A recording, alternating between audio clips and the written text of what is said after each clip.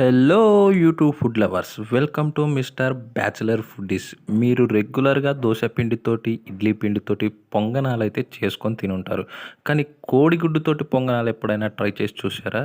ఒక్కసారి ట్రై చేసి చూడండి, మళ్ళీ మళ్ళీ ట్రై చేసి తింటారు. అంత బాగుంటుంది టేస్ట్. చిన్న పిల్లల నుంచి పెద్దవాళ్ళ వరకు చాలా అంటే చాలా ఇష్టంగా తింటారు. ఇప్పుడు వాటిని ఎలా చేయాలో చూద్దామా? సో ఫస్ట్ అయితే మనం ఆమ్లెట్కి ఎలా రెడీ చేసుకుంటామో అలా రెడీ చేసుకుంటే చాలు. ఫస్ట్ అయితే 4 ఎగ్స్‌నైతే పగలగొట్టి ఒక గిన్నెలో అయితే వేసుకోండి. మీరు 1, 2 ఎగ్స్‌తో కూడా చేసుకోవచ్చు. లేదా అంతకంటే ఎక్కువ 5, 6 ఎగ్స్‌తో కూడా చేసుకోవచ్చు. కాకపోతే నేనైతే 4 ఎగ్స్ తీసుకున్నాను. అందులో ముప్పావు టీ స్పూను కారం, హాఫ్ స్పూను ఉప్పు, కొద్దిగా ధనియాల పొడి. మీరు కావాలనుకుంటే చికెన్ మసాలా ఇంకా ఏమైనా యాడ్ చేసుకోవచ్చు. తర్వాత సన్నగా తరిగిన ఉల్లిపాయ ఒకటైతే అందులో వేసుకోండి. తర్వాత సన్నగా తరిగిన పచ్చిమిర్చి, దాంతో పాటు కొద్దిగా కొత్తిమీర అయితే వేసుకోండి. ఇవన్నీ ఉంటేనే మనకిది ఆ టేస్ట్ అనేదైతే అద్భుతంగా ఉంటుంది. సో ఇవన్నీ వేసినాక మన ఆమ్లెట్‌కి ఎలా బీట్ చేసుకుంటామో సో అన్నీ మిక్స్ అయ్యేటట్టుగా ఆ కారం, ఉప్పు అది బాగా బీట్ చేసుకోండి. ఇప్పుడు దాన్ని పక్కనైతే పెట్టుకోండి. ఇప్పుడు స్టవ్ వెలిగించి దాని మీద పునుగుల ప్యాన్ అయితే పెట్టుకోండి. ఇప్పుడు వాటిల్లో కొద్దిగా ఆయిల్ అయితే వేసుకోండి, కొంచెం కొంచెం.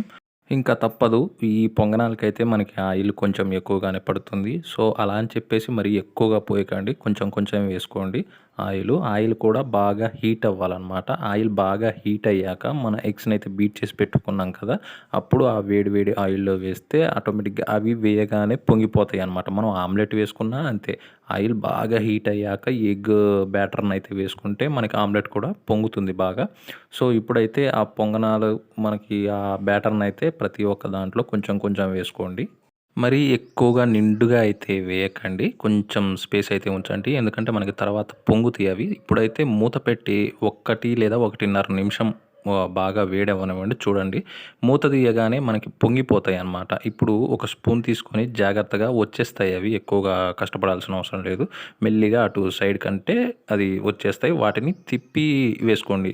అలా జాగ్రత్తగా ఒక్కొక్కటి తిప్పి వేసుకోండి. తిప్పి వేసుకున్నా కూడా మళ్ళీ ఒకసారి మూత పెట్టుకొని ఇంకొక నిమిషం అయితే బాగా హీట్ అవ్వనివ్వండి. తర్వాత మూత తీయగానే చూడండి, అసలు పొంగిపోయాయి. ఆ మూత తీయగానే ఆ స్మెల్ అనేది అది చూస్తుంటేనే నోరు ఊరిపోతుందనమాట. చాలా అంటే చాలా బాగా వచ్చింది. మీరు కూడా ఖచ్చితంగా ట్రై చేయండి.